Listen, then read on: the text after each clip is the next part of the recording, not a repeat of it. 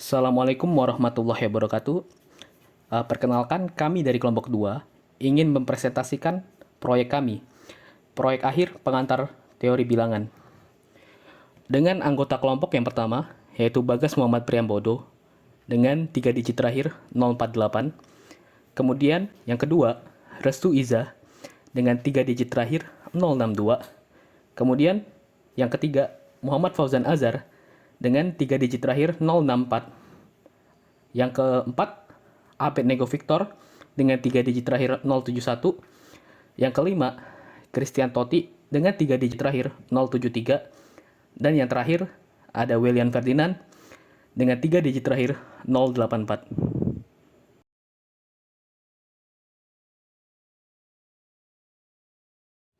Baiklah, saya William Ferdinand akan menjelaskan tentang Al-Khwarizmi. Pertama, masuk ke dalam biografi Al-Khwarizmi.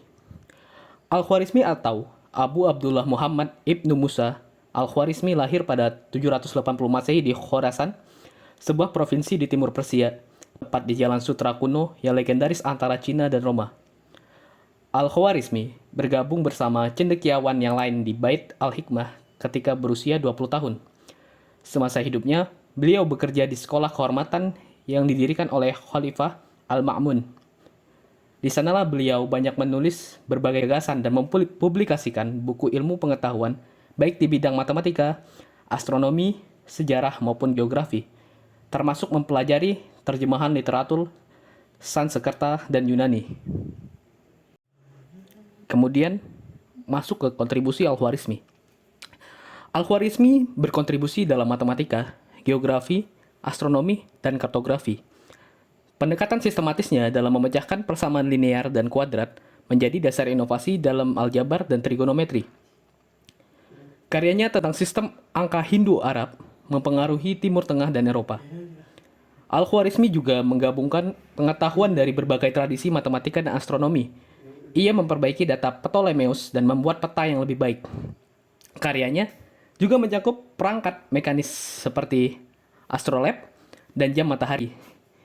Pengaruhnya terhadap kemajuan matematika di Eropa sangat signifikan.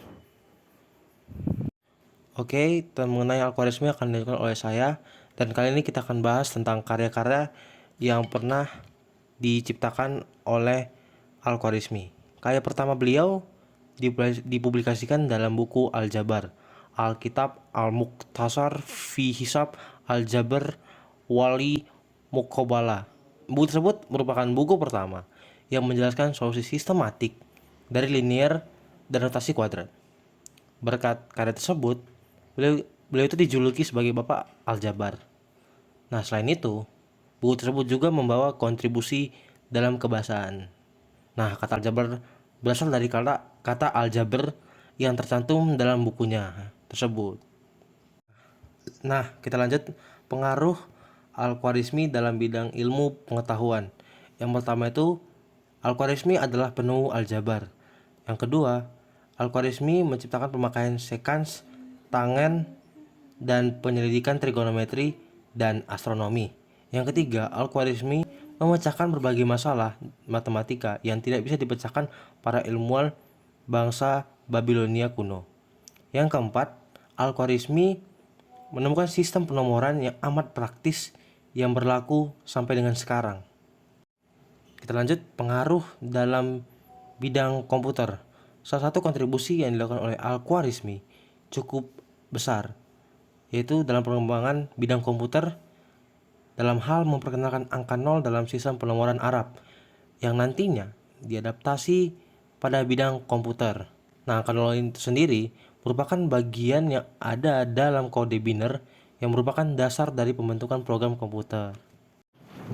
Nah, bagian riwayat hidup Al-Khwarizmi diperkirakan wafat pada tahun 850 Masehi, dan semasa hidupnya karyanya tidak seputar bidang matematika saja, tapi banyak bidang ilmu pengetahuan yang lain yang ikut terpengaruh dari hasil pemikirannya Al-Khwarizmi tersebut.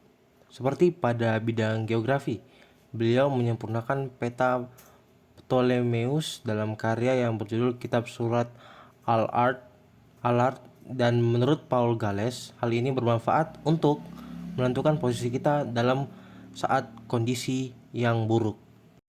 Nah, pesan moral yang dapat kita ambil dari Al-Khwarizmi adalah kita dapat belajar satu hal penting, yaitu karya.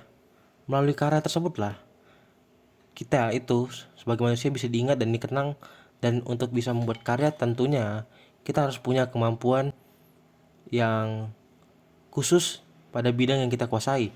Oleh karena itu, jika kamu berkeinginan membuat karya dalam bentuk apapun, sebaiknya kamu kembangkan kemampuan tersebut dan jangan pernah malu terhadap apa pengetahuan dan keterampilan yang kamu punya.